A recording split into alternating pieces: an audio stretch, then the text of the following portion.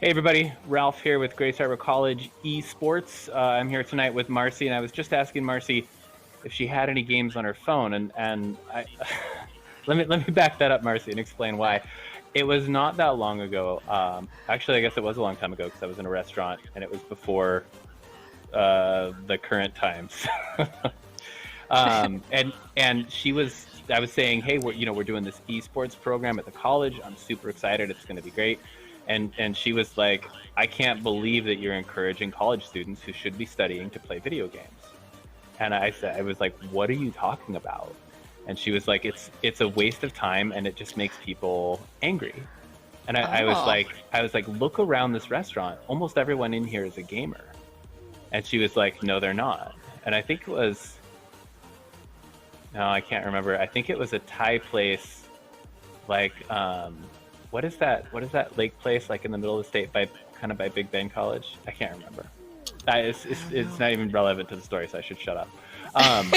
But she was like, no, they're not. And I was like, yeah, I bet if I go over and ask them, they'll have like Bejeweled on their phone or something right now. And she's like, oh, those aren't games. And I was like, what? She's like, well, but people who play that aren't gamers. And I remember reading a statistic that talked about the number one video game in the world. And this is like maybe 10 years ago. The number one video game in the world. Can you guess what it is? Or at least it was 10 years ago. Uh, the first thing that comes to mind is Candy Crush, but I don't know if that has Okay, been 10 years. that's a good guess. It was Solitaire. Like that's the Okay. number one computer game in the world, Solitaire. And it's like, people don't tend to think of that when they think of gamers, right? But that's a computer game. Mm-hmm. Anyway, my point is there's this concept of what constitutes a gamer. And my friend's idea was that it's people in their basement angry and then throwing their controller. Yeah. And that is just so different from what I know of as the gaming demographic today. Somebody else was talking to me about nutrition. They were like, hey, you should make sure in your esports program that you educate people about proper nutrition and about exercising. And I'm like, I I don't think I need to do that because most of the gamers that I know of, a lot of them have a regular exercise regimen that has nothing to do with their gaming. Mm-hmm. Like, I mean, what what gamers do you know that you can think of off the top of your head? My fiance, my partner, Okay. Does um, he have does what is his physical and well actually maybe I shouldn't drag him into this. his job at work is very active, so he's on his Okay, yeah, feet yeah. all day, running around, using his body all over the place. It's Right. lots of heavy lifting. Well, the last time we did League of Legends, which is what we're doing tonight. Hey Mm-hmm. everybody, thanks for sticking with me through my tangent that I'm going off on. Um, the guy that ended up winning, taking the League of Legends one, is actually in the athletics program at Grace Harbor College. Noah Winder, I like cups and buckets, Mm-hmm. is his league name, and I think he's a wrestler. I think he's up there in terms of like pinning and winning and like kicking butt on games. Awesome. I actually just got to meet with Lakota, who's one of our incoming Rocket League players. Great. And we got to hang out earlier this week. He was coming up and looking for places to stay in the area because he's moving here from out of the area. And Great. his major is physical education. He's going to be a PE teacher. Awesome. Yeah, so it's like, I guess, again, I appreciate your patience, everybody. Thank you all so much for recognizing that esports is not this concept of gamers, this old, outdated model, and instead it's people that are not just honoring the importance of play, but are recognizing the leadership and the teamwork and the personal development and the growth that happens on these team-based competitive games where you cannot do it by yourself. You need to work with other people in a collaborative online environment. Which I mean, these are exactly the skills that workforces are looking for these days. Mm-hmm. I mean, Did anything there like ring true for you, Marcy? I know I just went on a long spiel. Absolutely, it did. You know, I think it sounds to me like the main point of what we're getting at here is like, you know, there's a lot of maybe preconceptions or misconceptions, maybe some stereotypes about what a gamer is or looks like or does with their time. And the point here is that it's a really far-reaching community. It's really diverse, and that probably a lot of the preconceptions or stereotypes that people might have about people that play video games aren't necessarily true or correct. Totally. And you know, this is the kind of community that's going to celebrate that. So I do see a couple of questions in chat. Is my background virtual? People, check this out. This is so awesome. Oh, it's the real thing. It's the real thing. Step and repeat, bud. Yeah, so our student life director dropped it off to me earlier this week. It's exciting. And I was like, I got to set it up. And, you know, my family was like, you know, the cats are going to shred that, like, within seconds. No. I was like, okay. I'll take it down right after the broadcast. I see that Tank is in chat. You know, thank you for observing that. I will say, if you're a subscriber, there is a brand new emote available to you right now, courtesy of Squimples, who's one of our Smash players. It's Tank Love, and cool. If somebody who is a subscriber could give, I think it's like GHC SP Tank Love is the short code for it. I would love to see that emote in chat. You know, thanks to Tank. Tank is a fantastic member of our community, and I always look forward to seeing her. And I'm just waiting for that emote to pop up. Looks like it's not happening. All right, maybe Alexa will figure it out. Anyway, I've taken up enough time. We are going to get into some excellent League of Legends 3v3s tonight. Before I talk a little bit about the format, Marcy, I think we should introduce K-Bot and Card Kid. What do you think? Yeah, absolutely. Hey, folks, how are you two doing tonight? K-Bot, how are you?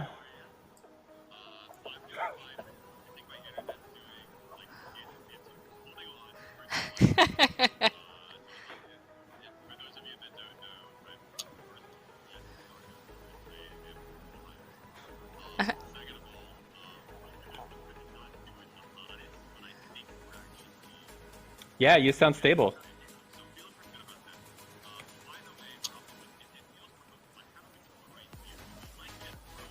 I for one would, that would be great. And if you could just like swear up a storm too, that would be fantastic. Yeah, this is perfect. Thanks. And Card Kid, great to have you back. How you doing? Good, yeah. I'm doing well. I see sunshine. Like so you're in San Diego. K-Bot, you're in Ohio. Yeah. So it's actually what, 3 hours later for you right now? So.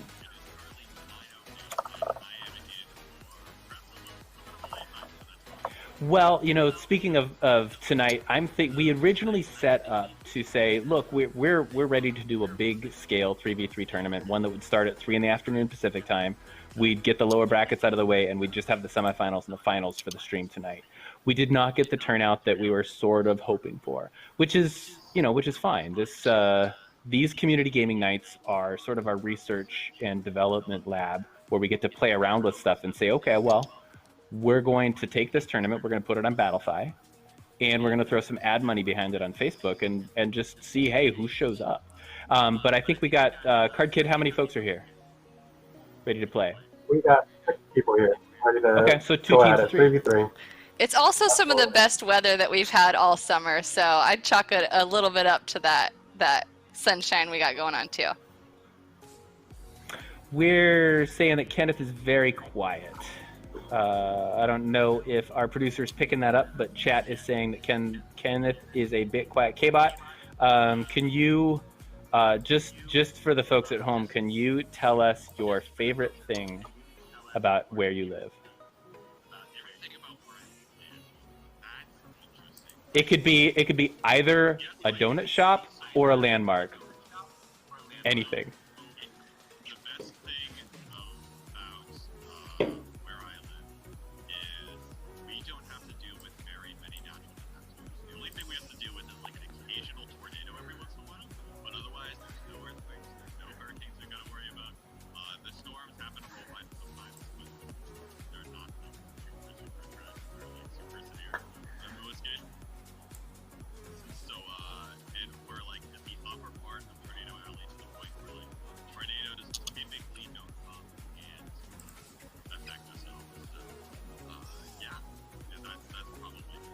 Still saying they can barely hear you. I can hear him well. Yeah.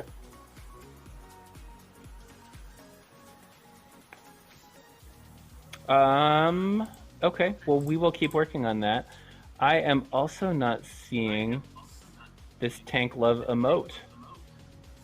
I think the game has started, so I was wondering if we could start heading in there. Yeah. If it's all ready, we should kick on over, and we'll get those emotes going for you, folks. Thank you so much.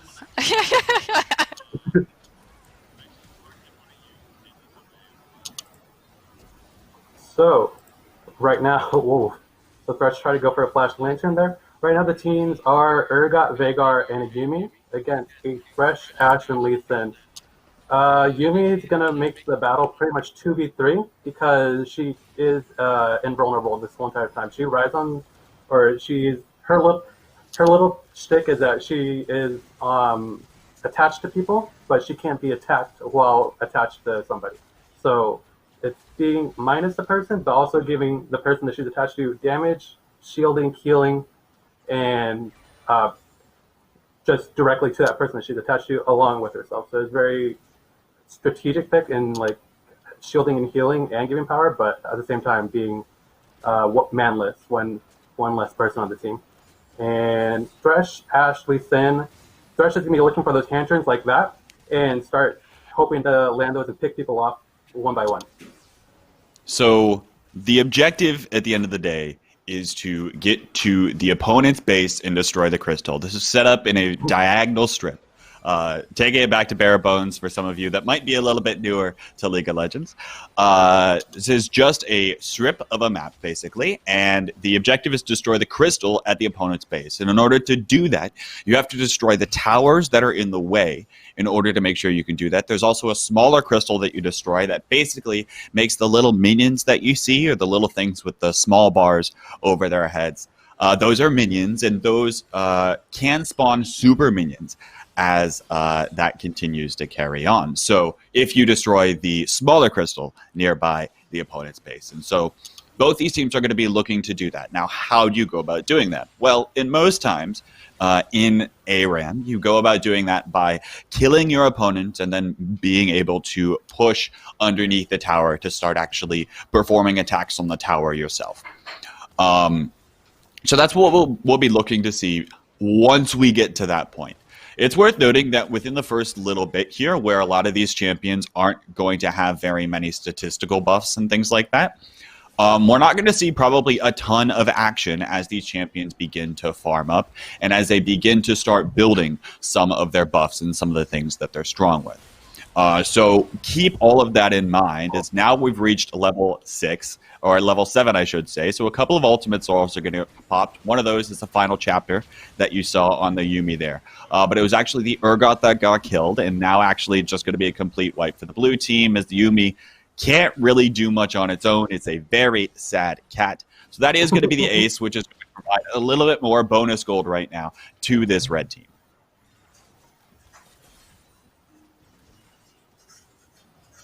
Ooh, and they're going for the statistical execute. That way the enemy can't claim gold on the kills, and they could go back and shop in time. Yeah, so basically the only way to actually, throughout the game, you're going to start earning gold. Hang on. Flash forward actually from the Urgot here is trying to win this 2v1. It is going to do a decent job of doing so. The Lantern's down, but Kalma is just going to maybe be able to run away. Never mind. Very nice ultimate there from the Veigar in order to take care of business to shut down that kill. And again, you're going to start to see this little bit of a ping pong back and forth. But basically, kills and minion kills at this stage in the game are going to net our characters and the champions here gold. That gold is going to be used to buy items, and you can buy items at the shop. But the only way you can buy items at the shop is if you die in combat and then you go back to the base. You cannot actually walk back to the base and buy items. Once you step off the platform, you are no longer able to buy items until your next death. So that's exactly where what you were mentioning, Card Kid, with that running under the tower and just dying super fast. That's kind of where that comes from. And if you time it properly, you can actually make it so that you don't give gold over to the enemy team. Now, the blue team has pushed up significantly far. They were able to take one turret, and they were able to get a second as Oxybleach is able to find that pick onto the Ashe. The Ashe is pretty much the primary damage dealer on this red side. So having that taken out is going to be huge moving on forward. We're not going to stun here in response from the remainder of the red side. That is the ultimate from the Urgot. That is the next ace, and they're probably going to get a turret, if not even this inhibitor coming up here, Card Kid, for this blue side. Absolutely. And it was not the greatest idea to engage with the 2v3, although Yumi doesn't count as a champion pretty much other than just buffing one other person. But having that advantage and having the CC to shut down Thresh and Lee Sin, negate their dashes. Contesting for the inhibitor. Contesting for the inhibitor, her brother Urgot is going to dash forward, but the Yumi was able to find that kill. I don't even know exactly how that happened, but all right. The shutdown, though, going the other way. And so the shutdown, anytime you see that, that basically means there is more gold going over to the champion that killed the champion that had a bounty. We are going to see a little bit more action here, as this is what you're going to know ARAM for as we continue the day on moving forward, is you're going to see a lot of kills back and forth. And it doesn't necessarily mean that one team is in the lead and one team is losing. What does mostly matter is how close their furthest push is to the Nexus, which is that end crystal. And right now, I'd consider the blue team in the lead because they have that one tower down. The reason you probably saw the red squad able to find those kills in the last engagement is because they are coming off of items that they were just able to go back to the shop and buy. So now you'll notice in the next engagement, it'll be most likely the blue team that'll go ahead and win, as they currently have a 1K gold advantage moving on forward.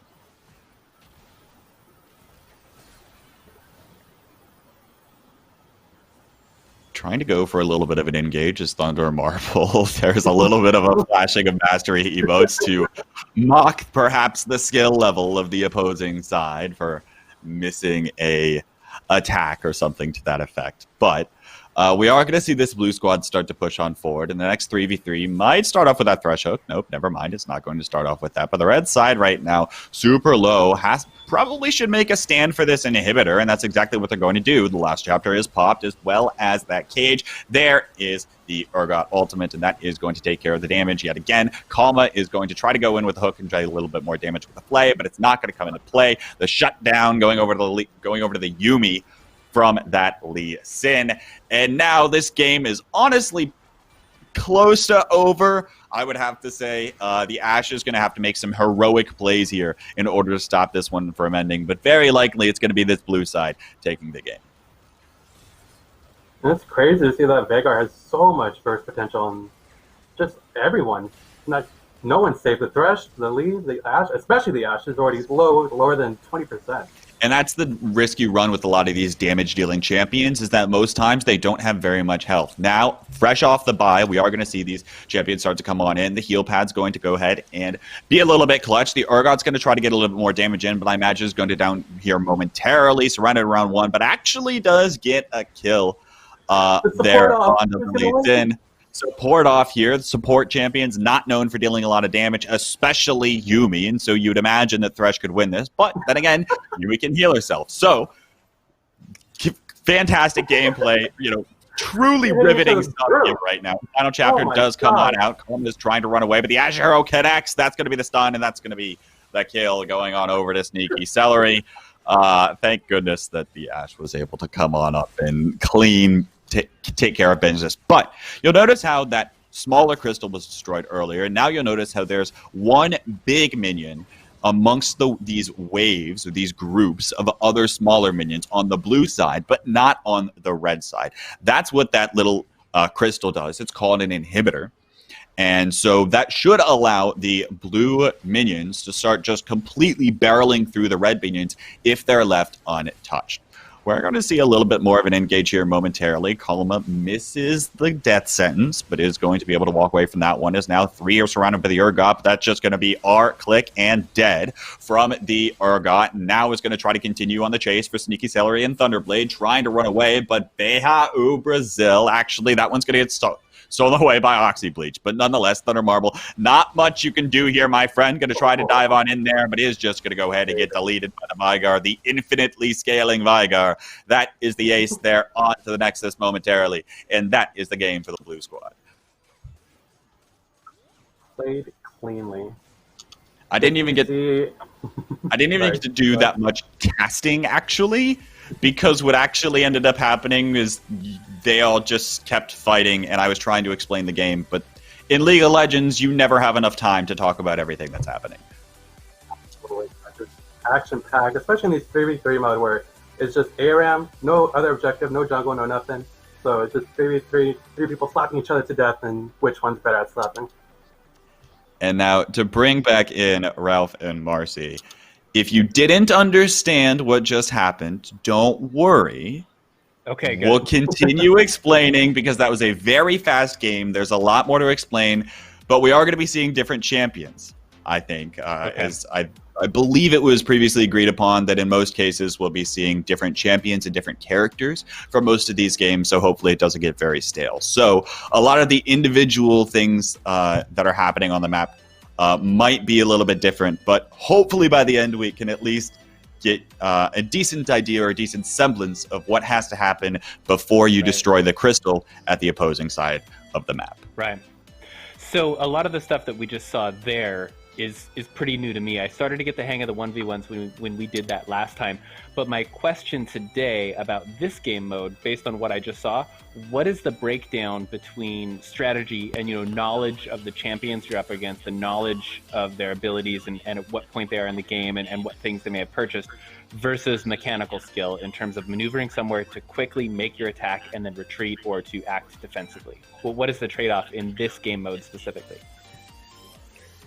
I would say that generally in this game mode, things tend to snowball out of control very quickly. And what I mean by that is typically, not all of the time, of course, but in a lot of cases, it's very easy for one team to come out on top in like the first couple of minutes of the game, and then from there be able to just maintain their advantage throughout the rest of the game. And that's pretty much what we saw there in that essence. So I would say that, and especially early on, right, when you don't have items, it is going to come down a little bit to skill in terms of like knowing what your champion has, knowing where they are strong, what role they kind of fulfill on your team, but also being able to actually do things in the game and actually perhaps landing skill shots or whatever the case is in order to get yourself and your team that early advantage, because I think that's probably one of the largest things here. Okay, well that feeds into another question, unless I'm taking a question away from Marcy here. The only thing I was thinking is I know when we watched the 1v1s, that was really my first time watching League of Legends or participating at all. And it seemed to me, if I recall, there were 3 different ways that a team could win. One was winning the tower, the others, I forget what they were. Is it the same in 3v3? Not quite. Okay. So that is specifically set up for 1v1s, because if we did a quote-unquote normal win condition for a 1v1, like destroy the crystal at the opponent's base, the game would literally take like probably an hour or so, and we don't want to be around here for an hour, right? Yeah, that's a grind. We're good without that. So a couple of different win conditions were made a long time ago to make the 1v1 format a little bit more, quick, and because generally, you don't generally at those points in the game, you can pretty much have a good semblance of which player is better.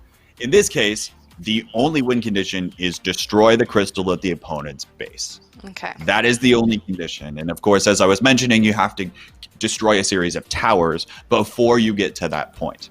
And those towers will actually shoot you if you approach them. So you have to do them kind of in a more nuanced way that we'll get to perhaps at a later game. But yeah, the only win condition tonight is to destroy the crystal at the opponent's base, and that's typically the only win condition that you see in most League of Legends games, whether they're most of the time, of course, the 5v5s on Summoner's Rift with that large, expansive map, and so confusing because there's so many different things going on, which maybe we'll get to at some point. But for tonight, it's one strip. There's a crystal here. There's a crystal there. I just realized my camera's probably mirrored, so it doesn't really. It's more display. There's a crystal here. There's a crystal there, and the goal is to destroy the one at your opponent's base. So, Card Kid, Tony, we've got people that are loading in. We're in the spectator delay right now, right? So the game's about to kick off. Okay, great. We got 3 minutes, so. Very cool. Okay, there is some college stuff I want to bring up. There's some stuff I'm going to get to a little bit later in the stream. A little bit of a recap from last week. Talk about what we've got coming up in the next couple of weeks. I also want to just check in with Marcy about some college stuff. But before we start the next game, just to give folks at home a sense of who's who and where everybody's coming from. Oxy Bleach, you may remember from I think it was 2 weeks ago when we did Overwatch 3v3s, and Oxy Bleach was a new player then, and he was on a team with Sasuke and shoot, I can't remember their third, but they were nameless, and they ended up taking it just by one game. But Sasuke, sorry, not Sasuke. Cupcakes and Princess? Yes, and Cupcake and Princess, right, Cassie. And she's basically my favorite player. I feel like a fool for forgetting it. Cassie, please forgive me.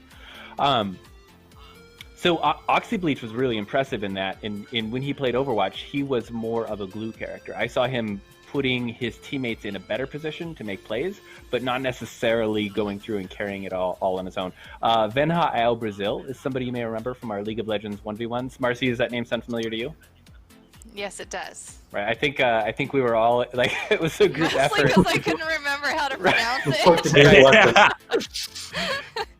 It sounds like we're still getting some echo. Is my echo better, chat? I did do a refresh on my connection, so I might let me know if I'm still echoing.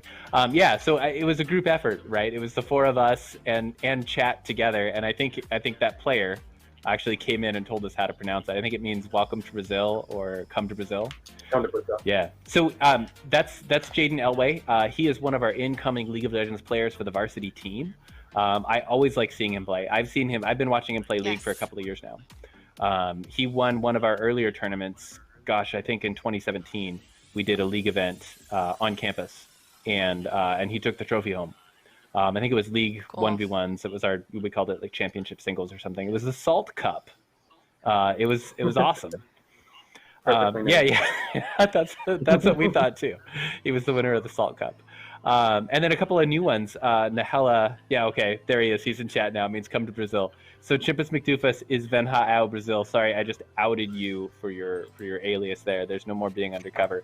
And I think he was actually one of the first players that I was actively recruiting. I remembered him from 2017, and I said I gotta get this guy. So super excited to see him develop over the next couple of years at the college. Nahela is. Oh, what's that? Are we jumping in? Okay.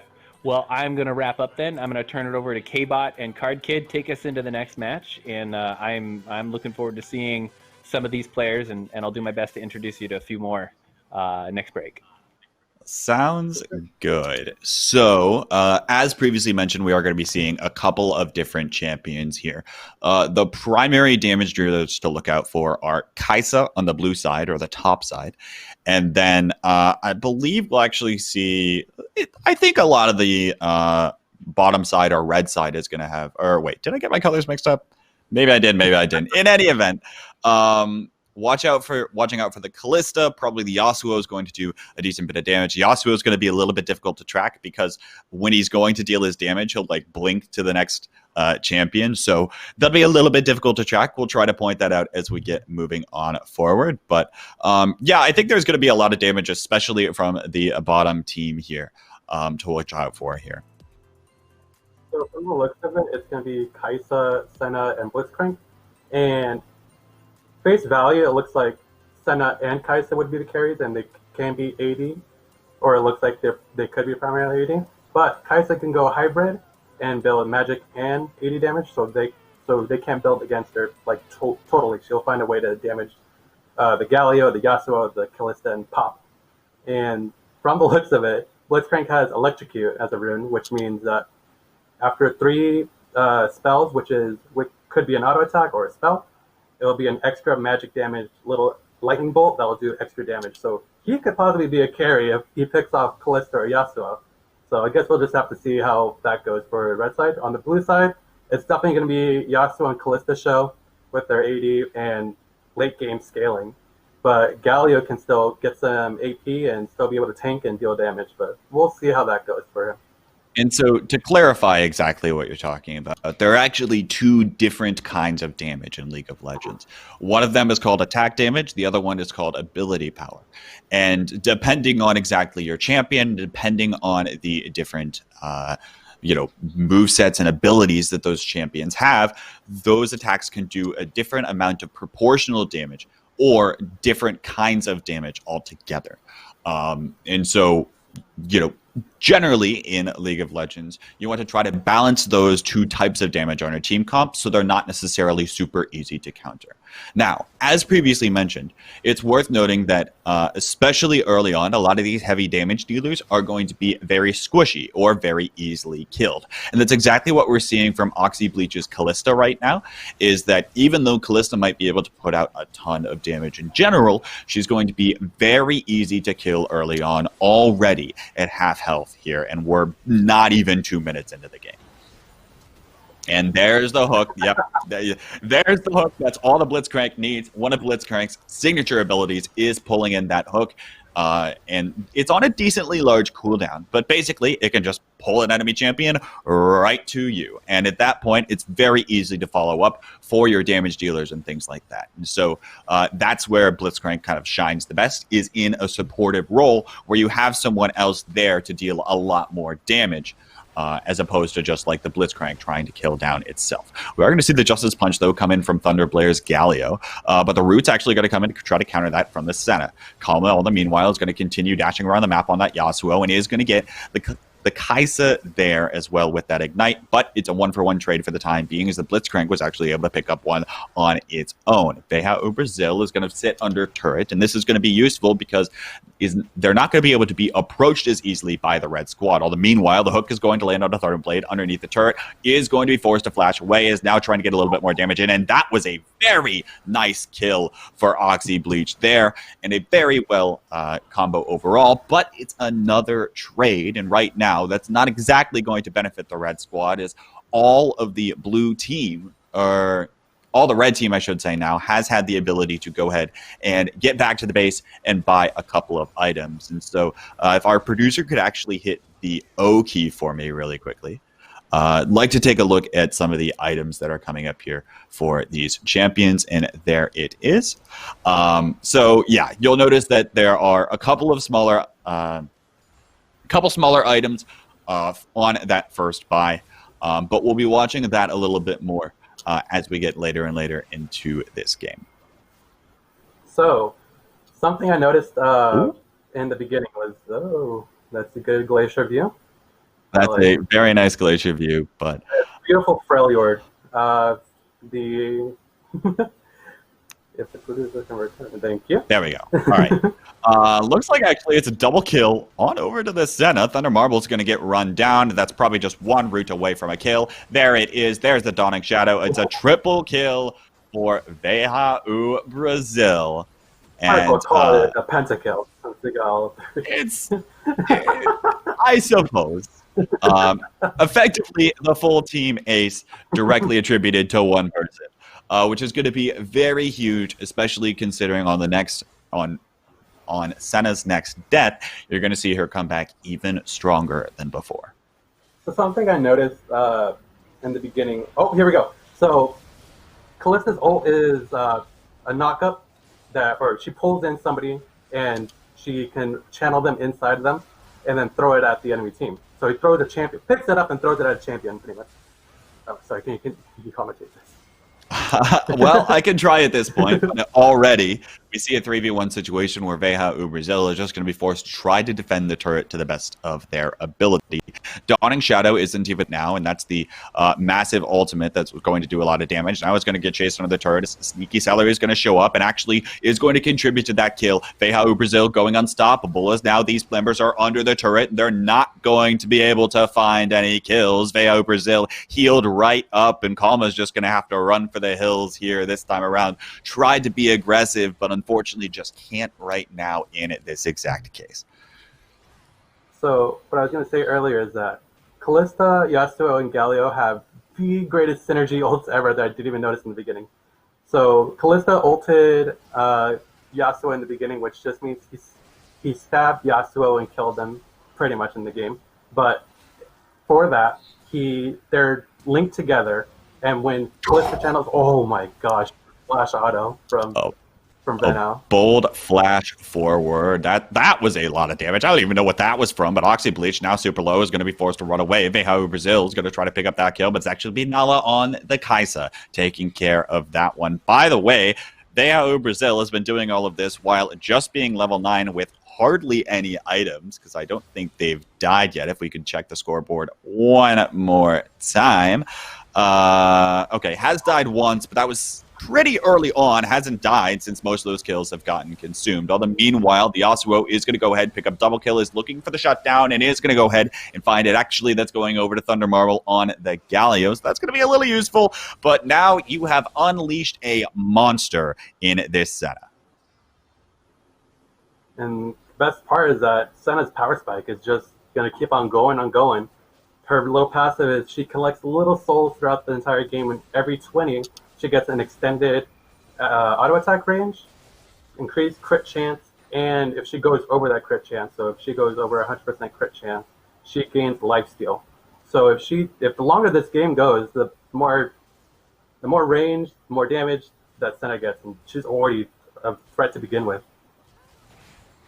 Yeah, I mean, really, we would have expected that probably the Kai'Sa would have been putting in the most damage for this team, but it's all VH Brazil. Flash forward, and the hook does connect. Actually, that was the killer instinct to try to follow something up, but that's the shutdown on, or actually, no. I'm just thinking it's weird. All right, whatever. I don't know what I'm watching on my screen. The Dawning Shadow is going to come out, but it's not going to connect in the damage dealing portion. Oxy Bleach is going to continue to run away. Has Ignite, but now is just going to get completely picked off. Sneaky Celery going to be contributed to that kill, and Thunder Marble is just going to try to fend off these angry members of the blue squad from trying to continue going on forward and marching down this lane. But a nice hook lands through the tower yet again. Thunder Marble going to have to use the Justice Punch to try to get away, but is rooted in place, is going to find that healing pad in order to heal back up just a little bit, but still pretty low in all things considered. That Galio, not quite the tanky person that we might have hoped for here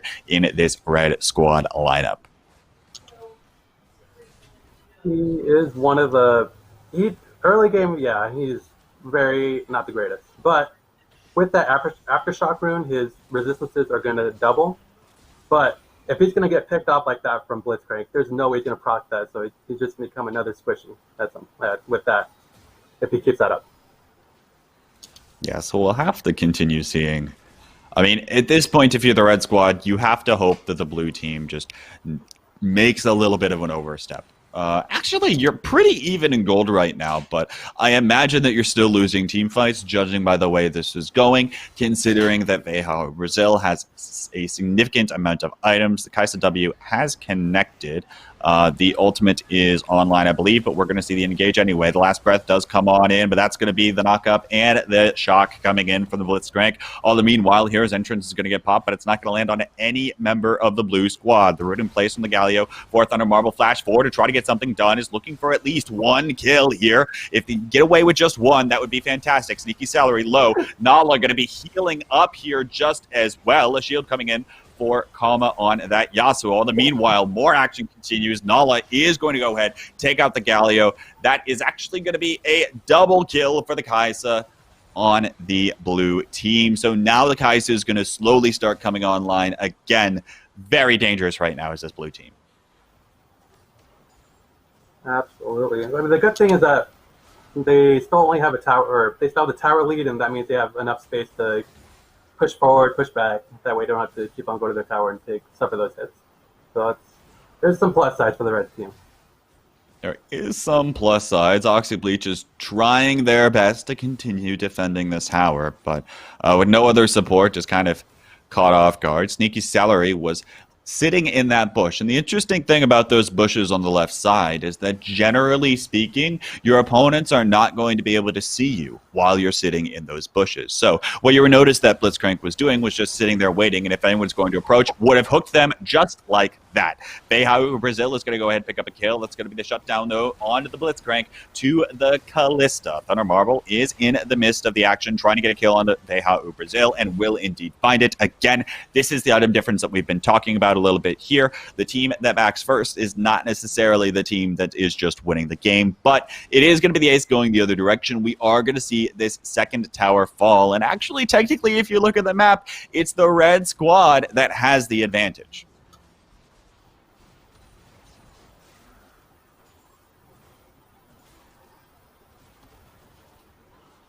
They're on the inhibitor now, and I think it's not really going to be contested very much. Sneaky Sailor is going to try to get something done, is going to go ahead and go on in and use the ultimate, the flash away, going to try to take care of business here, trying to find this kill on Oxybleach, is looking for it. Finally, the shutdown coming in for the Blitzcrank, and a double, as that Galio was also super low. And again, it's the item difference that comes into play there, as there was a lot more damage, a lot more abilities and statistics that were on the side of the blue squad, and that's exactly what was able to net them a lot of what just happened in that little engagement. We'll see what the next fight entails, but it'll have to be at least after this inhibitor falls. The healing pad is going to come online.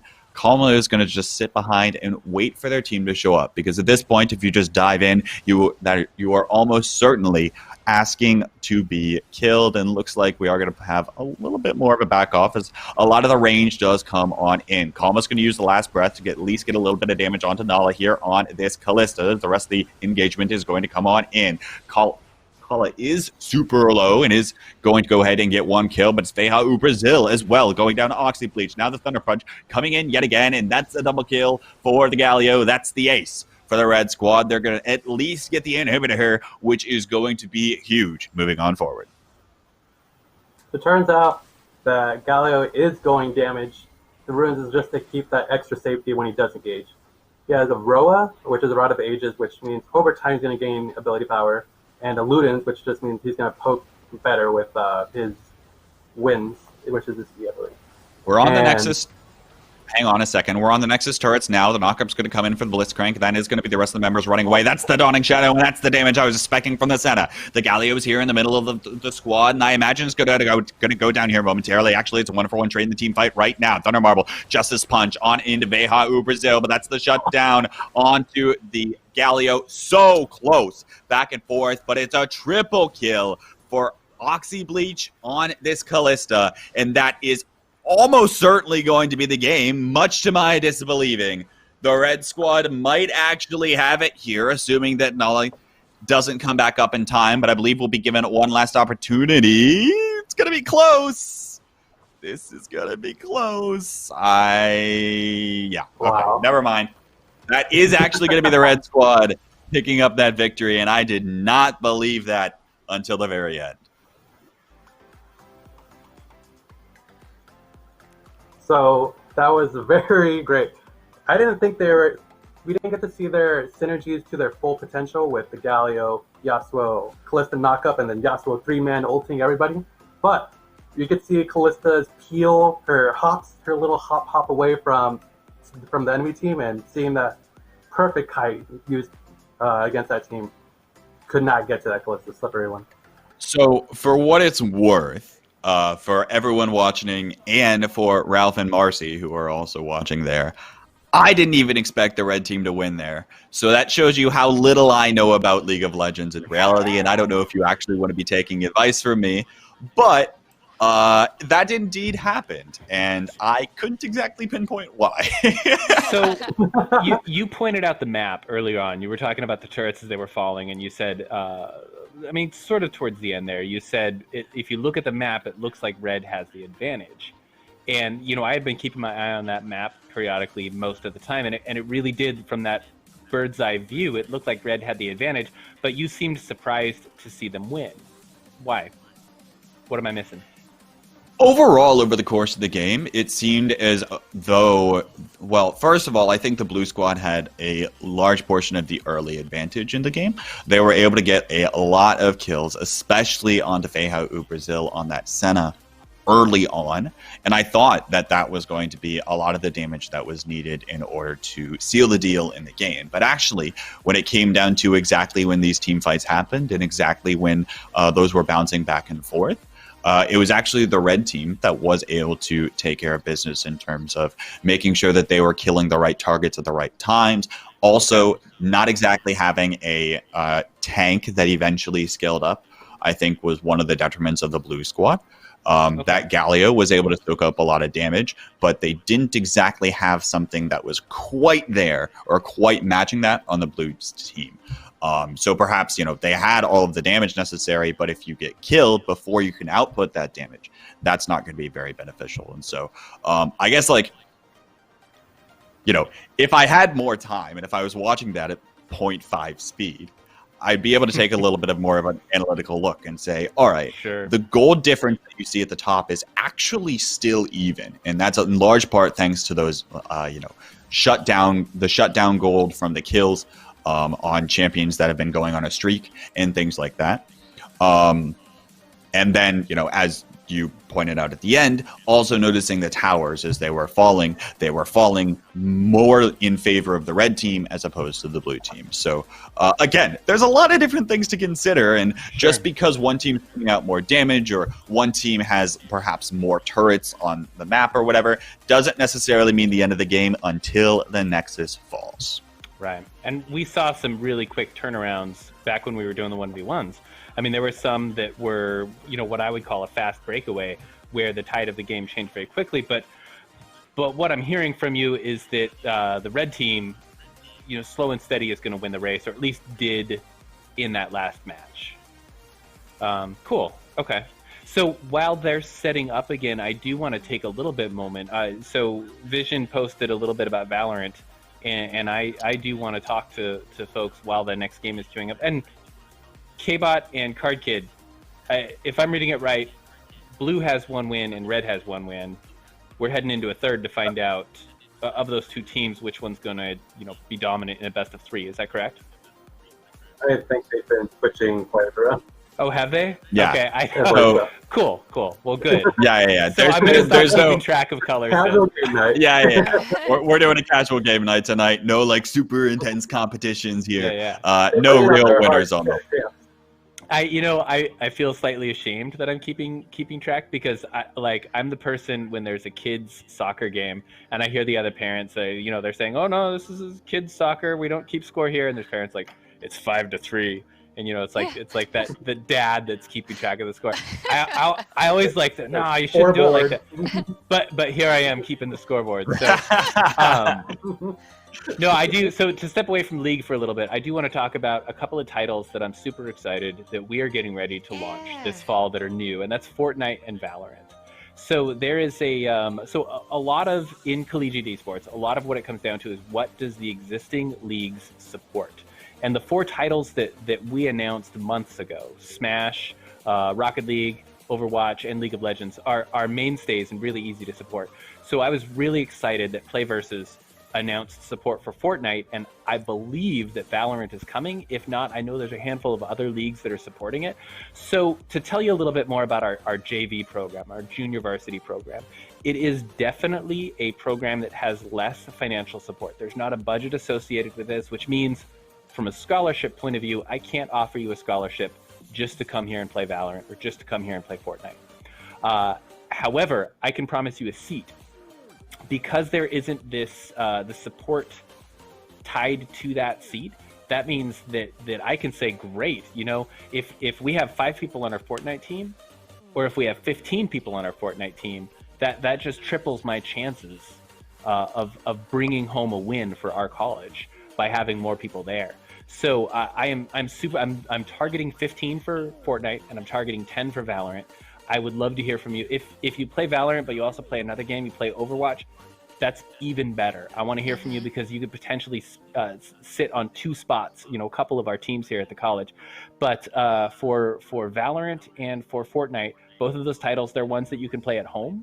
We do not know yet what our arena capability is going to be. We're hoping that, by fall quarter, we'll be able to get people on campus, socially distanced in a way that's safe, wearing masks with your own dedicated headset, in a way where you can at least show up for league play, for formal league night games. I don't know if that's the case, but these are titles that we can also play from home. So a worst case scenario, we can get it together. We can start fall quarter strong with Valorant and with Fortnite squads. And I don't need you to be awesome at it. I want to see people in there working together, because one of the things I'm really interested in about JV is growth. I see some Valorant. Yeah, okay, we got some Tank's husband plays Fortnite. Oh, you're saying you're popping in and out. Okay, gotcha. Squimples is getting better. Is excited. Yeah, we've got a couple of our current players. Both Squimples and Ferdizzle, or Gavin from our Smash team, are Valorant players. I know Sasky, who was doing Overwatch last time, is a Valorant player.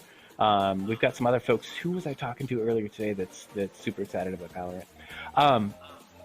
I definitely want to hear from you. Head on over to ghc.edu/esports. If you haven't already, click join this team and fill out the recruiting form and let me know that you're playing Valorant. Let me know that you're playing Fortnite, and I can get connected with you. If you're a running start student, if you're eligible, if you're a junior going into your junior year in any nearby high school, in Montesano, Aberdeen, Hoquiam High School, I think Raymond also is included. Marcy can maybe fill me in a little bit more here. We got like 18 schools practically that participate in Running Start with us, so there's a lot. There is Harbor, nothing. Pacific counties. Nothing stopping a Running Start student from also participating in esports. We would love to have you. So I don't know where we're at as far as the teams loading into the next map, and also as far as who's on what team. Yeah. K-Bot and Card Kid, how we doing? I do not have that information. Card Kid, how we doing? That's funny. As well. Okay, cool. Or, actually, I think we're playing in, I believe. Okay. So we're waiting for the percentage. Yeah, we're waiting for the percentage. Perfect. So okay, cool. Let's take it away. All right. All I know is that Valorant's a super cool game, and I've been playing that a lot, and I've been enjoying it. Would definitely recommend, even if your aim is garbage because you've never played a shooter on your computer before. But that's me. But besides the point, it looks like we are going to get in this game, and oh no, I have to try to commentate to Philios and explain this champion to you all, and that is not going to end well. Basically, all right, so really quick looking at these champions, we have Lux, Jarvan 4, and Zed on the blue side, and Aurelia, Xerath, and Aphelios on the red side. Veja Brazil is playing Aphelios.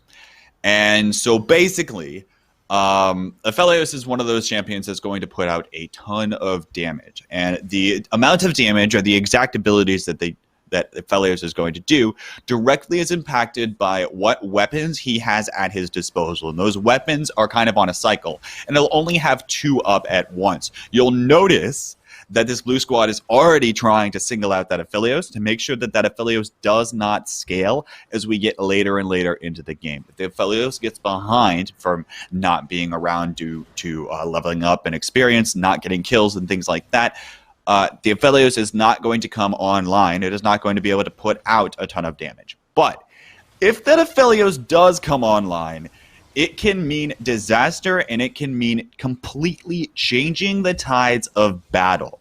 That's even worse. It'll be hard for us to commentate about it. And it'll make us even harder for us to commentate about it. That's where this 200 years meme comes from. It's at the end of the day, Riot has 200 years of collective game designing experience, and they allowed Aphelios into the game in his current form.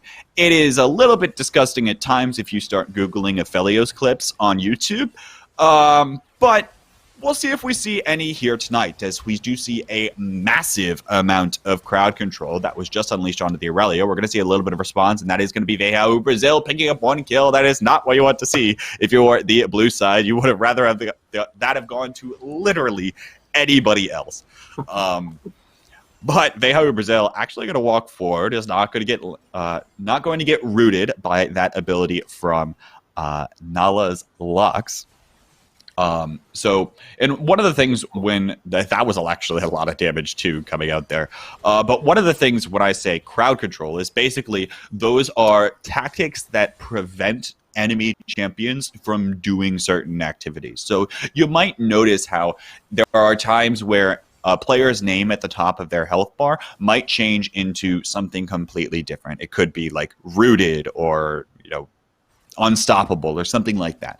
Basically, that means is that there is a something about their current champion status that is preventing them, or most likely preventing them from getting attacks off or from moving or whatever the case is with that. So Lux has a root.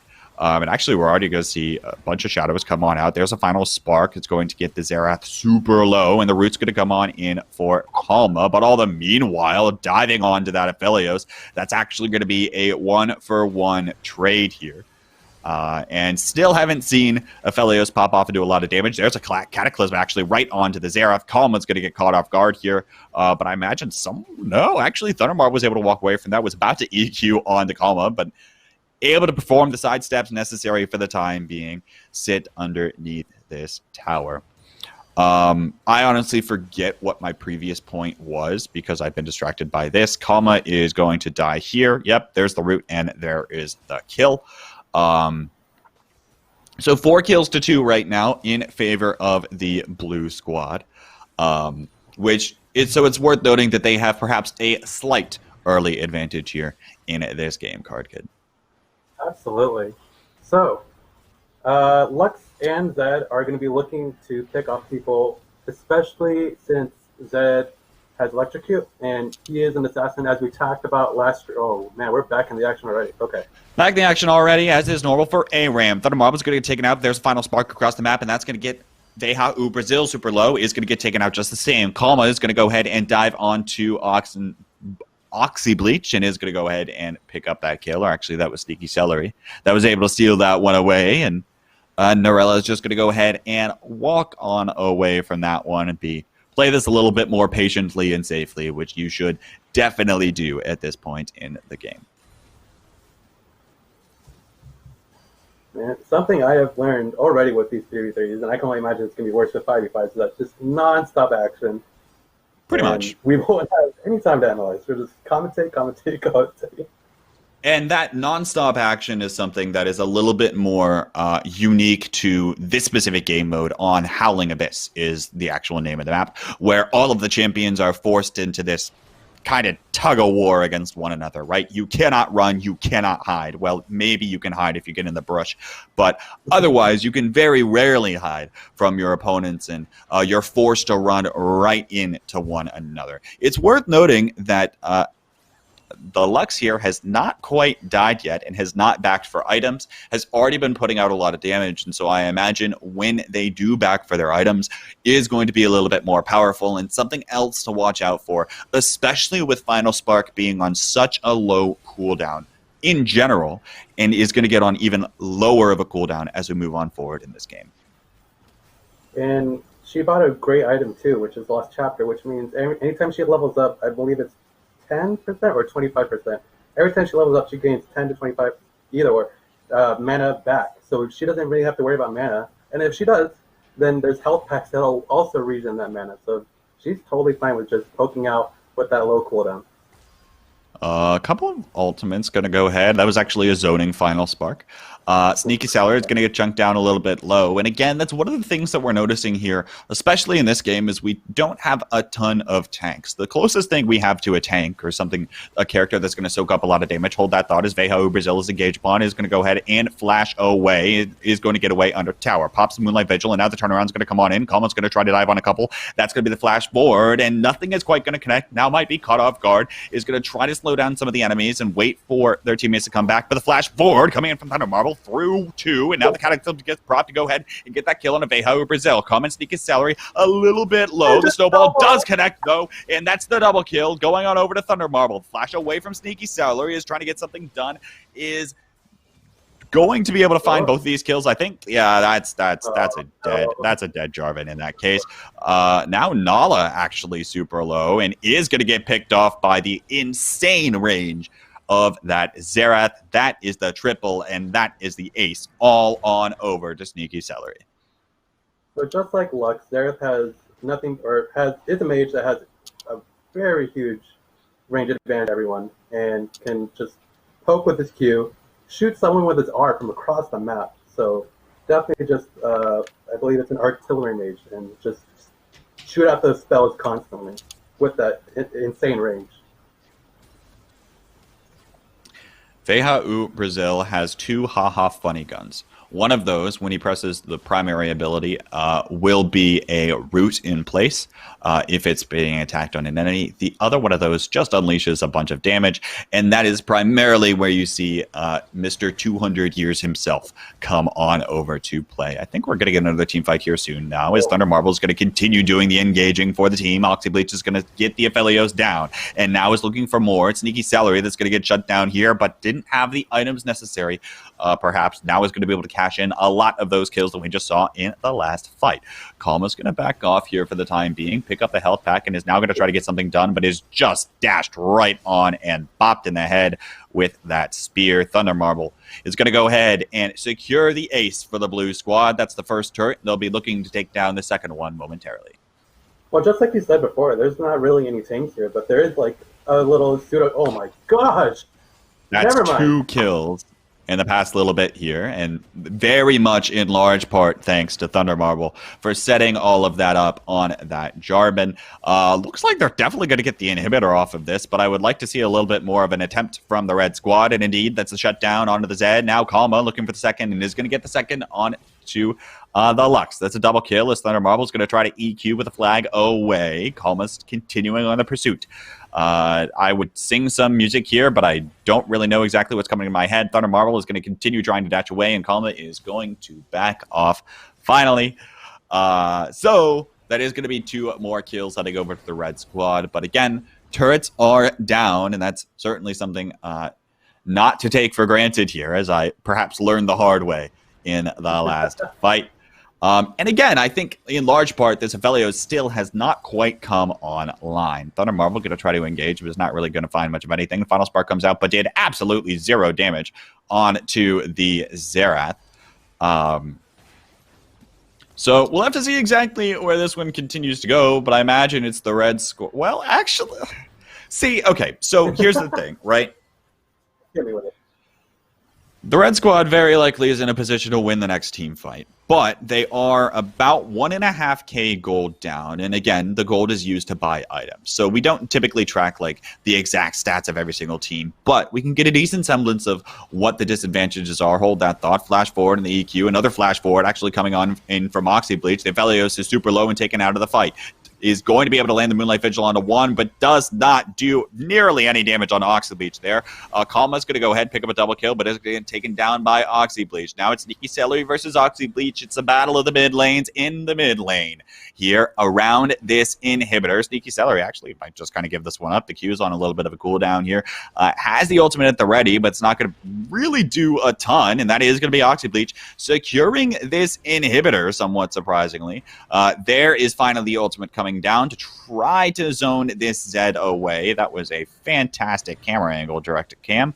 Thank you for that. That is no slight to our producer. That is a slight to the excellent computer algorithm that is at the will here of Riot Games. That is going to be the shutdown finally going on over, and another kill to Veja Brazil. We're still waiting for this Aphelios to come online, but look at how many levels it is behind even of its own teammates. Oh, man. So that's something that you hate to see. I don't want to say it as an ADC main, but I'm pretty sure he lost that Chancellor. Because Zed and Jarvan are just going to dash to him and one-shot him. And pretty much. Especially with the Aftershock rune, I probably just can't do anything to Jarvan. So it's just... could we get an item preview real quick? While you start for that, the root is going to come on in, is going to go golden to prevent dying in that exact instant, and is going to be able to run away. But I imagine Sneaky Seller is going to go down momentarily.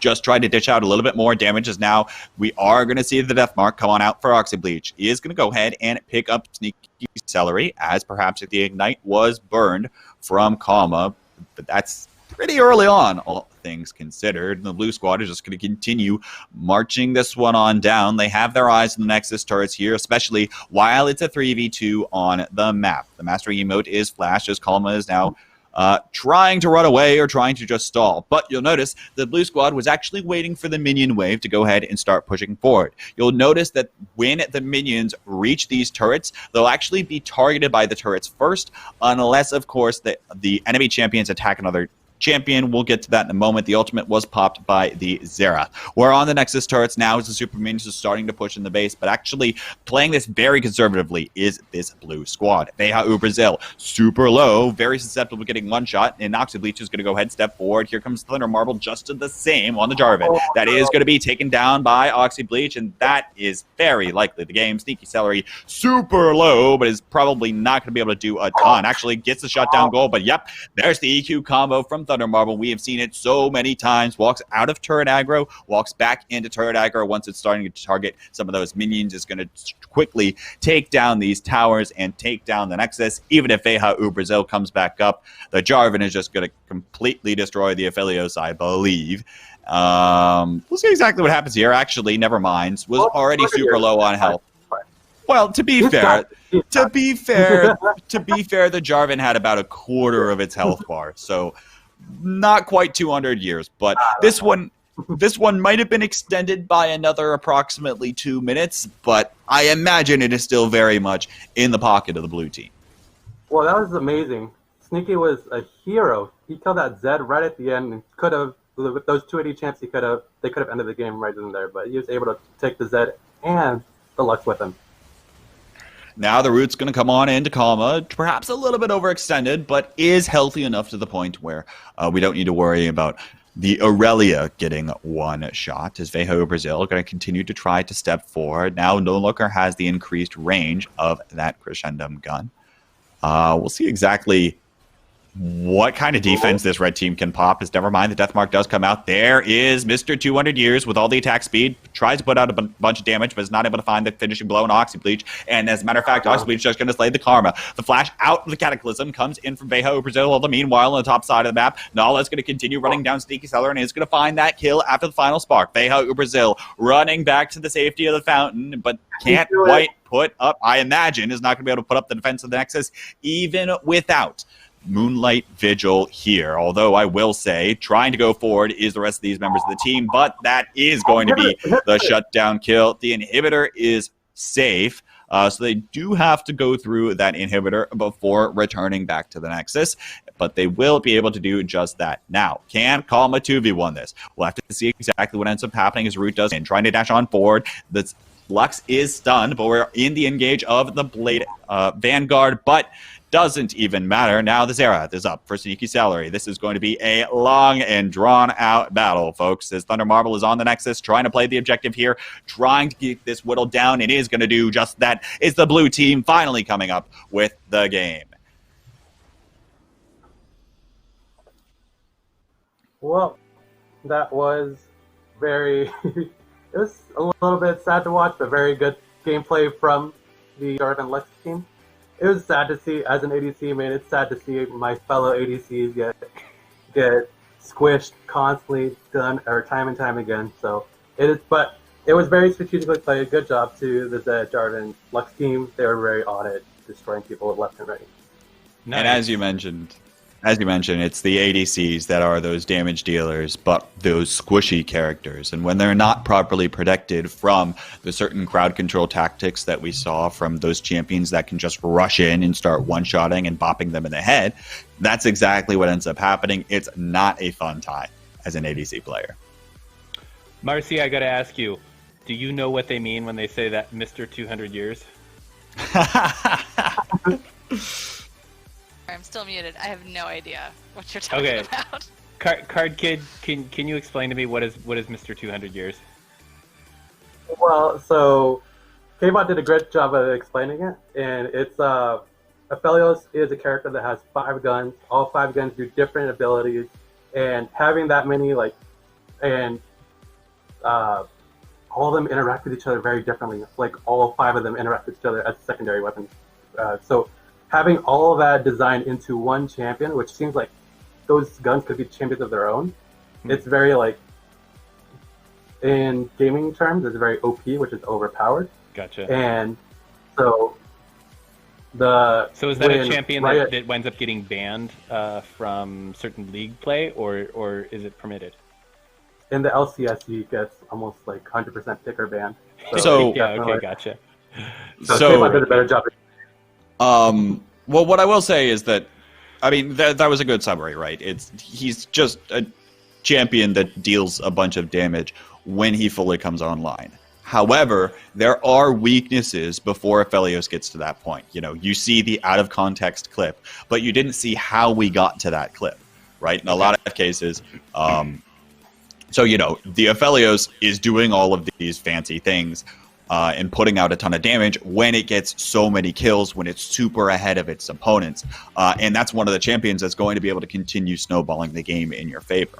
Gotcha. However, if you start to pick off Aphelios early, if you start one-shotting him because he doesn't have very much defense and he really doesn't have very many escape options either, then that's where you might start to see some of Aphelios' weaknesses.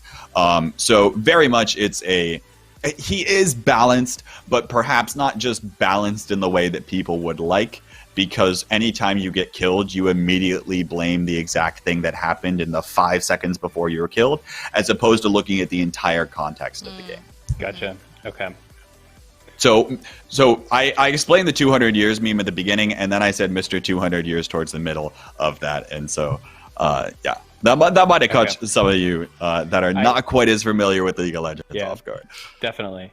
So, Venha Al Brazil's got to step out. Thanks so much for playing. I am definitely looking forward to seeing fall quarter start and catching him in some league play games. I think that is going to be lit.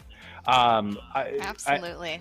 I don't know if Card Kid, you got to do some reshuffling, but it seems to me like now is a really good time for Marcy to tell us a little bit about what's going on at Grace Harbor College right now.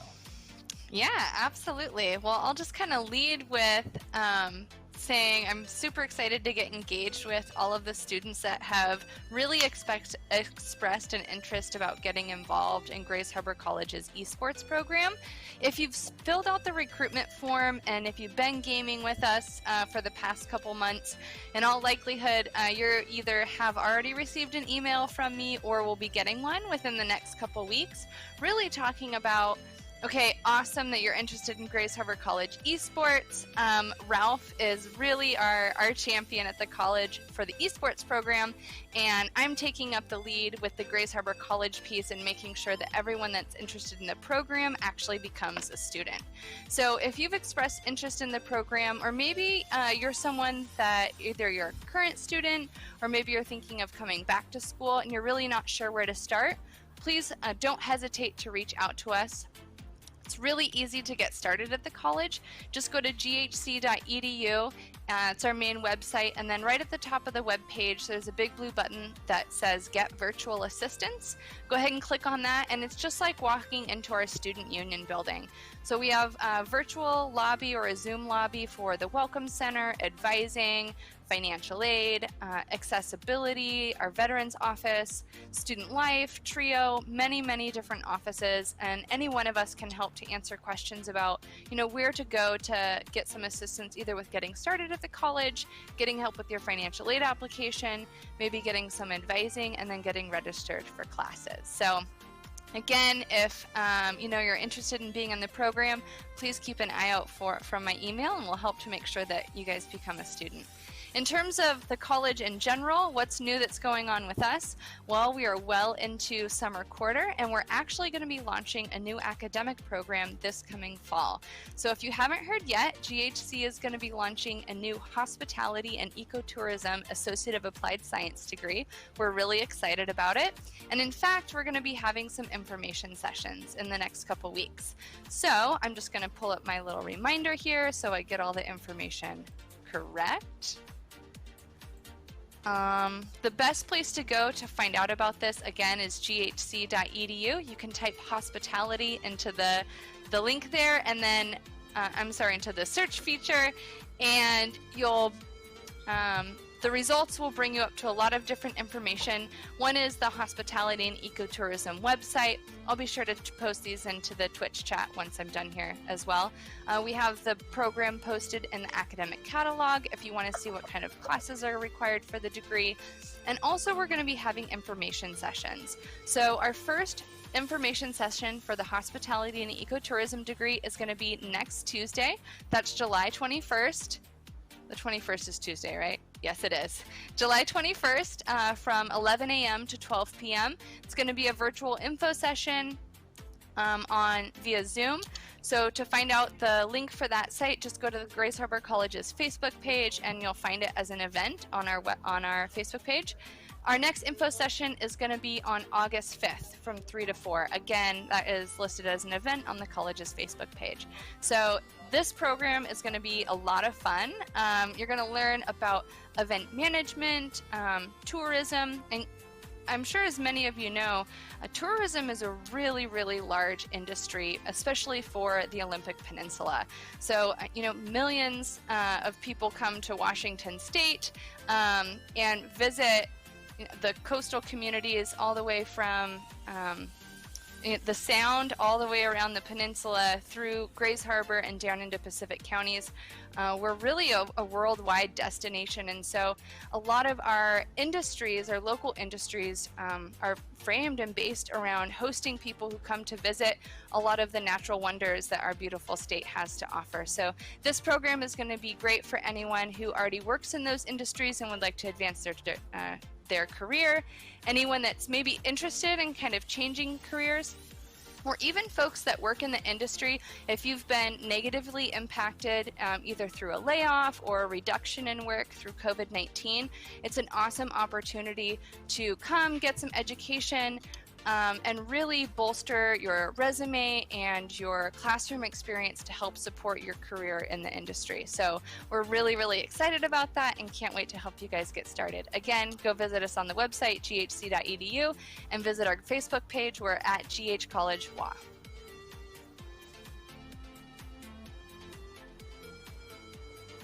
I can keep talking about some other stuff too. I think we're loaded in. All right, sounds like we're ready to get started. But before we jump into the game, I do want to throw us just one more thing, and we are about to get to some League of Legends action. We have a couple of things coming up next. Next week is actually going to be Minecraft on PC. We're going to pick up where we started. We've got Rocket League alternative modes coming up, and then August 13th is Valorant. Can I get a shout out in chat for Valorant? I'm going to go back actually to Rocket League real quick. I hope Jelton Hahn's still here because we've got Snow Day, we've got Hoops, we've got Drop Shot. It's going to be fire. And then Smash Ultimate, the flyer there says that it's doubles. It's actually singles. I'm super excited about this because I am working with our Smash players to make sure that it is the best one that we do. With that said, I will come back to these games. I just wanted to give a shout out before we got much further along. There we go. Valorant in chat. Represent. I'm happy to hand it over to you two, K-Bot and Card Kid, if you are ready to take us into the next match. Yeah, sounds good. Let's get right into it. And it looks like we are going to be seeing another Lux come on again. And Card Kid, you might have to call out our two new players here just before we get too much further into this, actually, one or two, because I believe we had a substitution. I believe we had one. Gotcha. We have Follow the Sun, who is my girlfriend, and she is from Canada. So she's not a GHC native or even United States native, but she is coming in to sub because Venal had to sub out. But she came in clutch, and thank God she did. Non-GHC people represent. All right. So as we look at some of these champions, couple of different things to take note of. First of all, the Varus. Varus is going to be one of those champions that Nala is running here on the Blues team, and is going to be able to do a lot of damage as we get later and later into the game, although was recently nerfed. And so you're not going to see a ton of early game damage, or at least if you're not used to League of Legends on the whole. We are also going to be seeing Alistar, who offers a couple more crowd control abilities. And then, of course, we saw the Lux last game as well. On the other side, we have a Pyke which Pike is potentially very scary as a support / mid laner. Especially getting later into the game. As hold on, we have a Zach diving into the squad, into this blue squad. Meanwhile, the All-Star is on the other side. Double Roots is actually going to connect. Nox Bleach super low is going to be forced to try to run away, and no one's going to die here in this specific case. Actually, never mind. I was a liar. The first blood is going to come on in for this Varus. Again, that piercing arrow doing a ton of damage.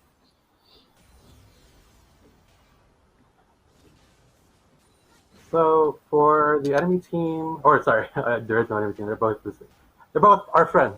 But the Zac Katarina Pike combo is going to be very troublesome for the Lux and Varus. So it's going to be up to Alistair to CC them away, peel them off, because as soon as Pike and Katarina get in there, Kat's whole entire kit is built to just bring him 100-0, and Pike is looking to get that last his execute on enemies that are 25% HP or lower. He's totally looking for that, so he can chain that on the whole entire team. And the tank, Zach, just to tank it up and start thinking it is. Yeah, so overall, I like this composition coming in from the red side. I think, as you mentioned, of course, the Lux potentially has some crowd controlling tactics in that slow, in that route. But in large part, it is going to be all thanks to the All-Star to try to open these windows of opportunity for the Varus especially to come on in and deal a lot of damage for this team, as they don't quite have that. I assume the Lux is going to go largely AP damage to provide a little bit of extra damage. Moving on forward for this team, as we are going to see the engage actually coming on in. The stun actually is going to knock the Marble back under the turret. Let's Bounce is going to be activated on the Mew. Alex Bleach is going to run on in. The Pike ultimate is going to go ahead and connect. That's the execute, but Kalma's not going to get away from that one. It's actually a 2-for-1 trade, and that is going to be Thunder Marble running away from this one back under the health pad to take care of business there. So a nice 3 kills in the pocket of the blue squad early on. So the good thing for the Lux and Varus is that they're trying to whittle them down as well, just not to the same rate as Pike and Cat. So Varus is going lethality. That means his Q, which is the little arrow that he charges up and then shoots at the other team. He's looking for those to chunk out the Cat and Pike. Unfortunately for him, all 3 of them can heal up very easily. Let's Bounce is going to connect on Thunder Marble, and it's worth noting that the Zac has a unique passive, and I believe I am going to be able to talk about it a little bit. Actually, no, I'm not. The flash forward is going to come on in. The Root's going to come on in. That is going to be Zac going down. The rest of these 2 members are around. The All-Star is going to go ahead and try to dive on in. That is going to be another kill, though, picked up for Kalma. Follow the sun. Now, it is worth noting that Zac didn't die when he ran out of health the first time, but died the second time. Why is that? Well, Zac, each champion in the game has a unique passive ability. So they have their abilities that the players can actually control, but they also have passive automatically triggering abilities. And Zac's ability is basically for a specific period of time. There is going to be one time where he dies, and he actually goes into 4 different blobs. What you have to do if you're on the enemy team is you actually have to deal damage to those blobs in order to fully kill Zac. If you don't, Zac will kind of be reborn into life, as he's just kind of a goo puddle on the whole. They're just kind of walking around. Similar to Bob from Monsters vs. Aliens. But yeah, so Zac can just kind of reform. And so if you've killed a certain number of those goo piles, those actually directly correlate to the amount of health that Zac has when he gets reborn. However, it is worth noting that that passive doesn't always trigger, and it is on a cooldown for every time it does trigger. So you'll notice the second time, Zac didn't actually go down and die. Zac is getting played by Thunder Marble, who is now trying to dive into this bush, gets a little bit of extra damage, trying to tank that up for Kalma instead. Marble is so good on these tanks. Or that's his pocket fix. Oh. We are going to see the final spark come on out. Kalma super low, and it's going to go ahead and get taken out by the piercing arrow. Thunder Marble going to try to continue putting in some work here, but now we're going to see the dash forward coming in from Oxy Bleeding on that Katarina, but is not going to be able to do much of anything. Is going to go down thanks to Sneaky, Celery's, All-Star. That is the ace for the blue squad. Sneaky's so good at peeling for the 2 carries. That's the exact job that you want to see from two of them. They're Varus and Lux's best friend now. And what exactly do you mean by peeling, Card Kid? So, for when Pike, Katarina, and Zach can easily get onto Lux and Varus because they really don't have any dashes or any escape routes other than just walking away. What Alistair can do is provide that CC, which is the crowd control that we talked about earlier, by headbutting them away, and it'll knock them to the direction that he's coming from, the opposite direction where he's coming from, and knock them up in place with his trample. So it is very, very necessary in a support role when ADCs, mages are there. So you want to protect those ADCs in that form, and being in tank at the same time and being able to soak up hits. So basically, Alistar's whole motive here is to interrupt the attacks that are coming in from the enemies in order to protect its two damage dealers in this case. But those can be turned around rather quickly, especially by the Lux, even though the Varus was the one able to pick out that kill onto Oxen Bleach. Now we are going to see exactly what happens with this tower siege. The tower is at about half health and very well might go down here momentarily. Pike is invisible right now and is going to go ahead and pop on out, lands a hook. Sneaky Celery is going to be forced to dash on away and is just going to go right into Thunder Marble, and that is going to be the kill. Passive not quite up yet again. The tower is going to very quickly come under siege here for this squad as the All-Star is going to flash forward, is looking for the headbutt, going to be able to find it, but is going to get stunned in the process. The knockback coming in from Oxy Bleach, but now the dash forward, that's going to be the shutdown going on over to Kalma. Flash forward from Oxy Bleach to try to chase down and follow the sun. That's a double kill, by the way, and that is the ace for Oxy Bleach, picking that one up, at least postponing time for a little while longer. And I believe the Red Squad's now going to continue moving on forward.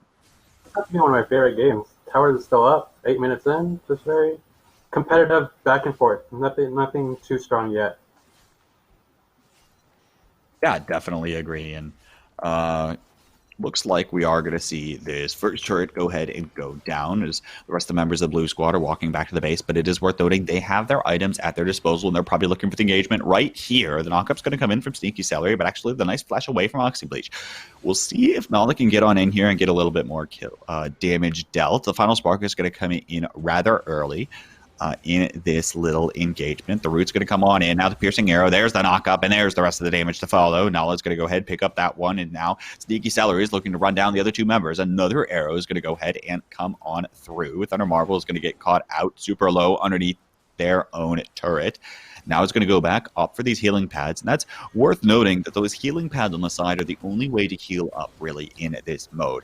Shutdown actually is going to be landed, credited to Follow the Sun. Nice route that was able to land and a little bit of damage to follow up from the team, but that is going to be the first turret going down for the Blue Squad. They are a little bit up in gold, but again, as you mentioned, this game is very close.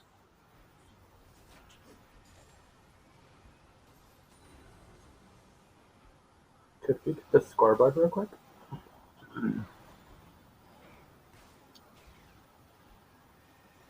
Ooh.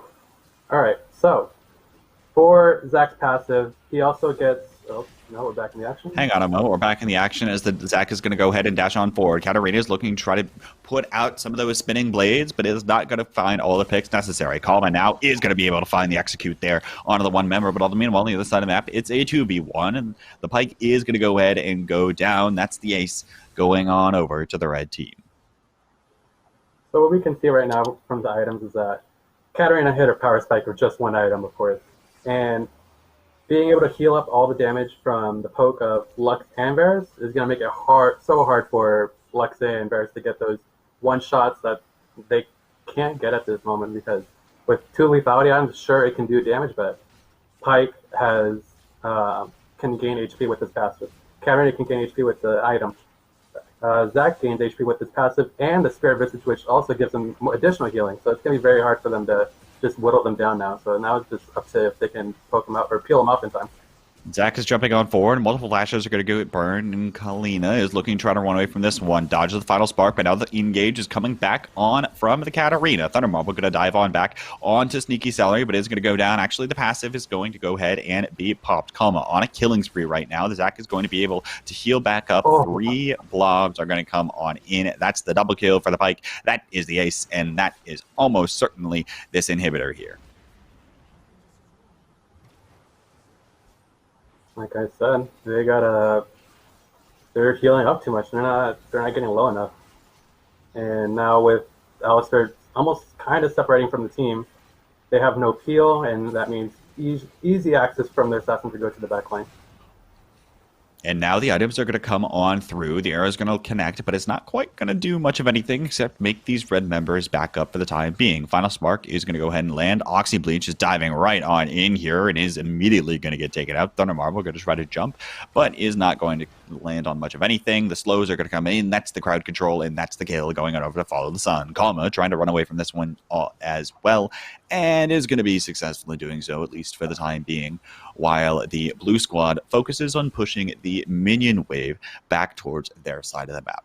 One of the things that's important to note about League of Legends in general is that in a lot of cases, there are small little decisions in the game that can be made easier or much harder given the presence of where your minions are on the map.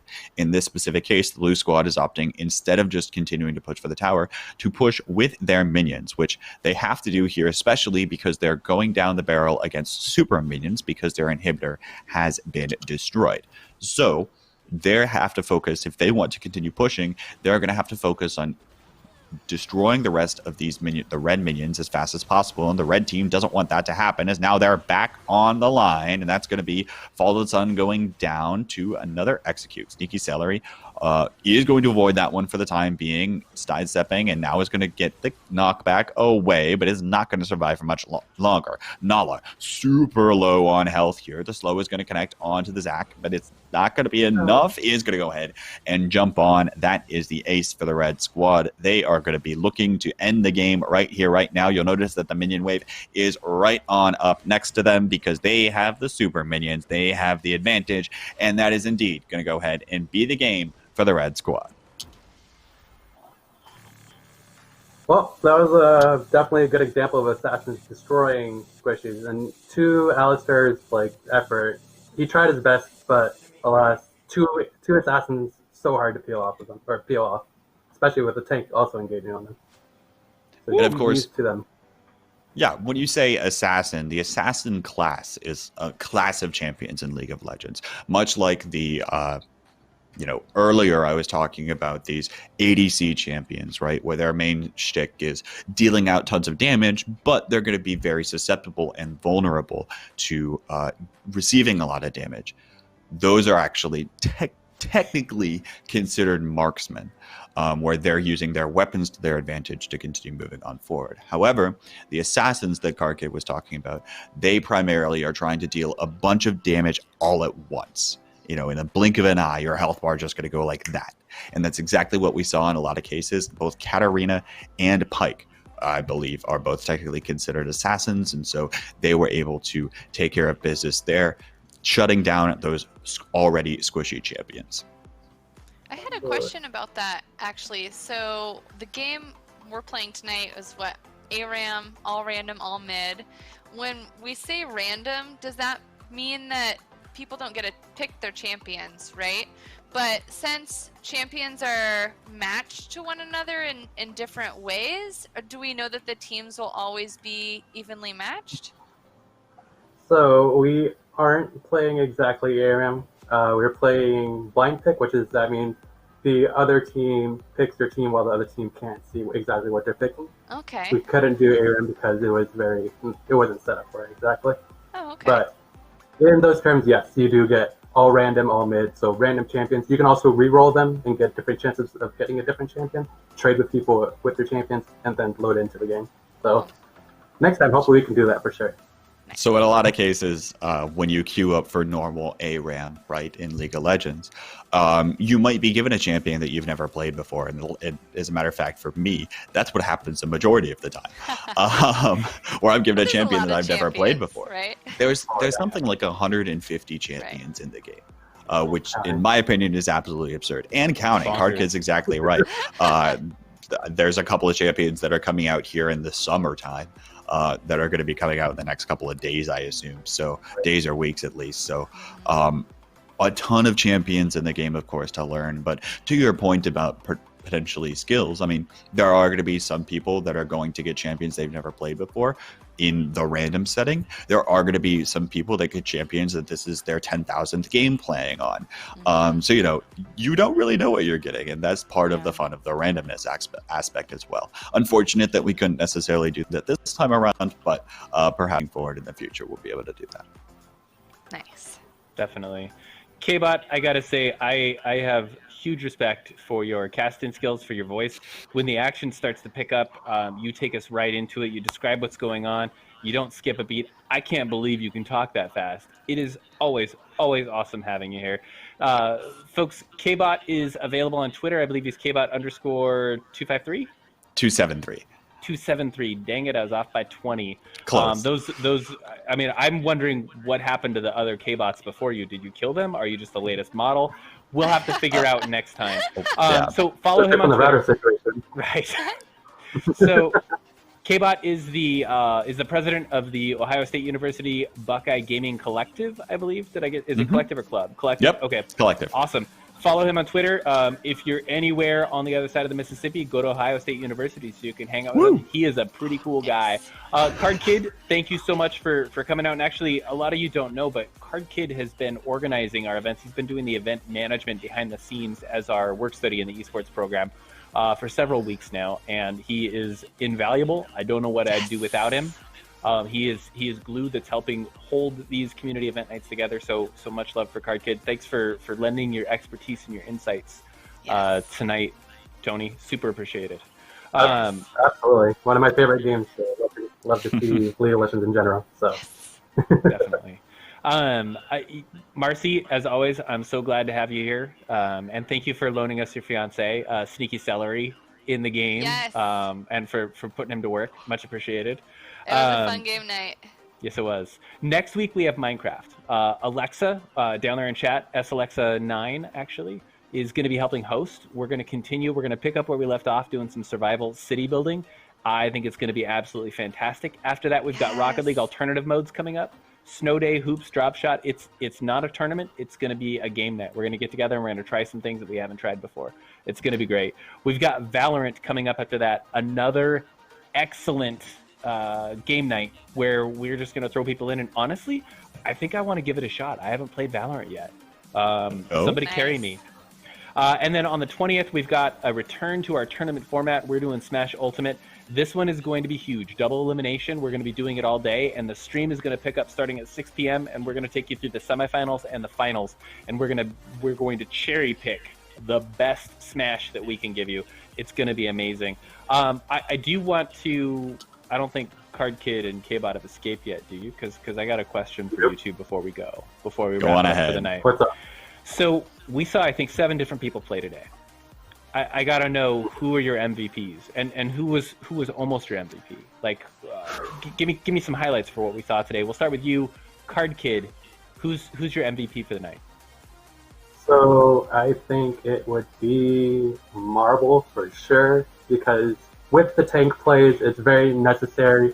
You need to go and engage and be the one to soak up all the hits, and he was the hero to step up to the plate and do that very well. So in constantly games over and over, he was the one starting engages and being able to do so much in every fight. Awesome. Yeah. Okay. K-Bot, who's your MVP? Let's see. Who was my MVP? Well, see, Card Kid took the easy one. Especially thinking about that Jarvan game, right? For Marb. But who was my MVP? Whose name was I saying constantly, time and time again? I think I was saying Sneaky Celery's game a little bit. a little bit more often than some of the rest. So perhaps another player to look out for. Marcy, you might have a professional League of Legends player in the works over there. We'll see. I know there's a lot of clicking going on from the spare bedroom, so click, click, click, click, click, click, click, all the time. Well, awesome. Well, love thank you. I'm going to go out on a limb. I don't know League of Legends that well, but I'm going to pick Nahela for my MVP, specifically because in that first game, she took you both by surprise with a kill. You stopped talking for a second, K-Bot, and you said, I'm actually not even sure. I think she was playing a healer or something. You said, I'm not even sure how she pulled that off, and my brain went, okay, cool. There's something special happening there. So that's my pick. Marcy, I don't know if you're an unbiased person, because you've Probably not. You've got somebody in this game, but anybody besides Sneaky Celery that you might be interested in picking as MVP, or do you want to sit this one out? Maybe play the Switzerland of the of the League of Legends. I night. think I'm gonna wave my Switzerland flag today. Okay. Absolutely. I'm still learning. Though, I am interested. You said Minecraft is gonna be competitive next week? No. It's going to be awesome next week. Okay, it's going to be awesome. Well, yeah, I think that Minecraft is something I have a lot stronger understanding of. So maybe I'll be able to weigh in on Minecraft next week. Awesome. Cool. Well, thanks again for coming out, K-Bot, Card Kid. We couldn't have done it without you. Yeah. Thank you, guys. Thanks for having me. A shout out as well to our producer, Division X, behind the scenes, the man pulling all the levers and buttons and making sure that the echo goes away. Super appreciated it. Can't do it without him. And then to all of our moderators, Squimples, Alexa, YouTube particularly, out there making sure that chat stays clean and you people behave yourselves. And I cannot wait until next week when our Tank Love emote is fully working. Yes. It'll pass whatever verification process they need, and man, I'm going to spam that emote. Okay, well, I think that does it for us tonight here, Thursday Night Gaming. Thanks again for joining us. It means a lot to me that you set aside time and join us every week for these community game nights. It's super cool. Until next week at Minecraft, everybody have a good night, and we'll see you then. Take care. Bye, everyone.